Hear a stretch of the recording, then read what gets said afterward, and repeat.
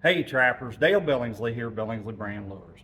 Guys, what I got for you today, we're going to build a couple of snares just because I've had several requests to show how I build them right on video. So we're going to start to finish here. We're going to build a cable restraint, and then we're going to build a coyote snare.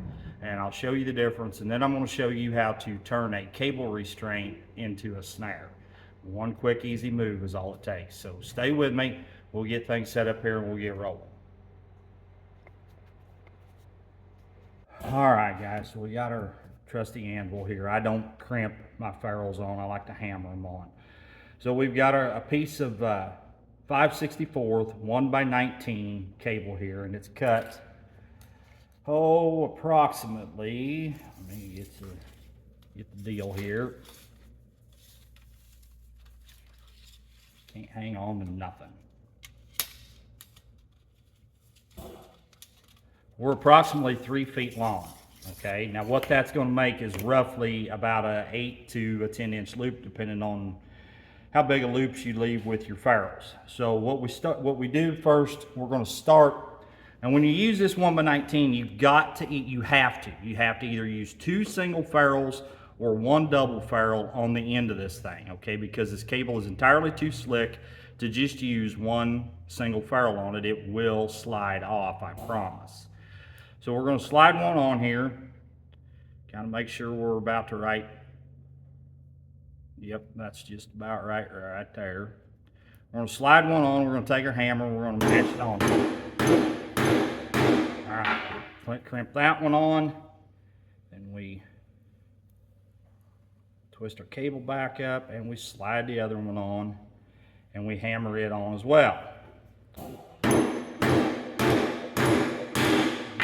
Make sure those things are hammered on there good and solid.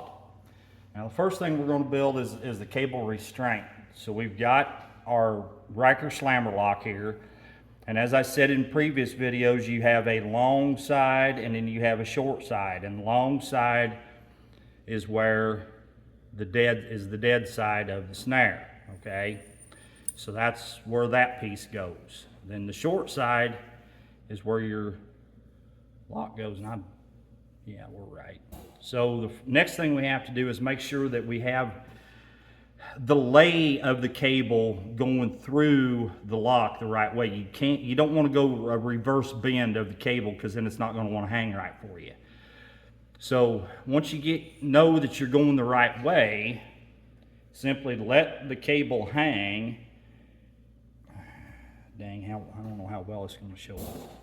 Let the cable hang, give it a little bit of a twist, and then you just take a pair of pliers and you put a gooseneck bend in that cable, all right? That is going to let that cable lay right for you in the lock. I'm trying to get over here to where you can actually see what I'm doing. Hard doing this stuff by myself, guys. So bear with me, okay? Now that we've got our loop with the right lay going the right way, then we tuck it through just like so. Then we, hang on just a minute, guys. Let me raise this up just a whisker. All right. Now we're going to test fire that snare to make sure that our lock is going the right way, which it absolutely is not. So we have to start over again. That's very important. You always want to make sure you've got those locks going the right direction the first time around. I bet she slides now. Oh, just like it's supposed to. So that's very important. You've got to make sure you're going the right way with them. Now, once we know we're going the right way with our lock and our loop, we put on a whammy, and you can either use these whammies that you buy, or you can use a piece of poly hose, whatever trips your trigger, doesn't matter. And you put on a 600-pound test Roscoe crane swivel. Actually, first thing you do is put on one side of a double ferrule, then put your Roscoe swivel on, then bend it around and tuck it back into itself, into the other side of the ferrule, like so, just like that, and then pull it down tight. Okay, and then go ahead and hammer that on as well. Now, we take a piece of 3/32 7x7. That's going to be the tail of this snare. You can use 3/32 7x7. You can use 7x7 1/8 inch. You can use 7x19 1/8 inch. Just whatever you choose to use. Now these are cut approximately 7 feet long because I want a long snare or cable restraint on these coyotes. I like to get them in there and get them choked down as quick as I can. Okay.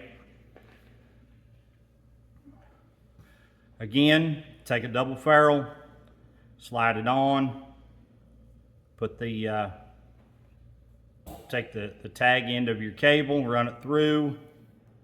Again, on the other side, like so, pull it down, hammer it shut, and then you would do the same. You would do the exact same thing on the off end. You would put a loop down here as well, because a swivel down here on this end absolutely does no good in my opinion. It's absolutely worthless. So I just put a loop down there and that's it. Anyway, that's all there is to building a snare or cable restraint. Now, if your state requires a deer stop, of course you need to put a deer stop on it or breakaway, whatever that might be. I'm gonna move the camera a little bit. I'm gonna show y'all how to load these snares, okay? All right, now to load these snares, I like to use either a piece of 1/2 inch or 3/4 inch pipe. You can't hardly use anything any smaller than 1/2 inch. So, and the reason being is because it will distort your cable really bad. The smaller you go, the worse it's gonna be for you. And this 1x19 doesn't take a whole lot of pressure. So you gotta be really careful, because if you don't, you will distort your loop. 7x7, you can be a little more rough with it and get away with a lot more. Anyway, you just put it on there, make sure that your cable is laying as flat can be. And then all you do is about the first 6 inches, 8 inches of the cable, you just put a little bend in it, just like so. You can see that. Now you don't have to, it's not necessary to do the offside. I just like to, that way my loop hangs in a more circular shape. Now what this does, when this thing fires, it's like going up over a roller coaster, okay? And when you get to the top of the hill, that thing will break over and speed up really fast, okay? I don't know how well you'll be able to see it in the camera, but it will, that thing will fire with ridiculous ease, okay? That's how you load a snare. So we'll be back here and we'll finish building. We'll go ahead and build a snare versus a cable restraint. Oh, I was gonna show y'all right quick. All you have to do to turn this cable restraint into a snare is get rid of these single ferrules here and put a double ferrule right there. Okay, and what that does is that changes the way that cable will lay on that animal, and it will become a non-relaxing lock, okay? You're still okay with the law because you're still running a one-piece snare. You're just beating that law by going to a double ferrule here versus the 2 single ferrules. Okay, that's all you're doing. Gather family and friends to attend the 66th Annual National Trappers Convention and Outdoor Expo at the Rockingham County Fairgrounds in the heart of Virginia's Shenandoah Valley. Mingle with top hunters and trappers, shop old traps and unique relics, plus attend all the in-depth clinics and seminars. Meet Jaimo and Edna Korth from the famed Discovery Channel series, The Last Alaskans. And yes, Mossy Oak's Cuz Strickland will also be here. That's July 17th through the 19th, Harrisonburg, Virginia. Okay, so building a snare, you do the exact same thing. The only difference is the lock you use. Again, put your ferrules on the end of it there, the single ferrules. Go ahead and mash them shut, just like so. You've got a long end and a short side on this is a cam lock. Run the cable through the long side, bring it back through the cam. Then test it. Yep, we're going the right way. Put your gooseneck bend. Now this is a little different because it's going to go off to the side instead of behind it. Just like so. Now that lock hangs there just like it's supposed to. Test it again, it fires. Put your whammy on. Put your double ferrule on one side.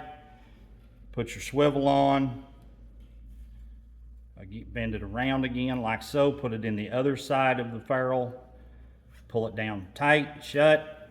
Go ahead and hammer it on. Again, same way with the same loading procedure. You just make sure your cable's laying good and flat. Give it a few tugs there. Give it a few tugs on the other side. I went a little heavy with it. I got a little rough there, but it's still going to function just fine. It just doesn't hang real pretty, but it still works and it's okay. And then again, you would go ahead and put your tail of your snare on here again. So anyway, that pretty well wraps that up. All right, guys, we're going to go ahead and end this video here. Appreciate y'all tuning in to watch, and if you would please just hit that thumbs up for me. That's all I'm asking. Once again, this is Dale Billingsley with another one. Signing out.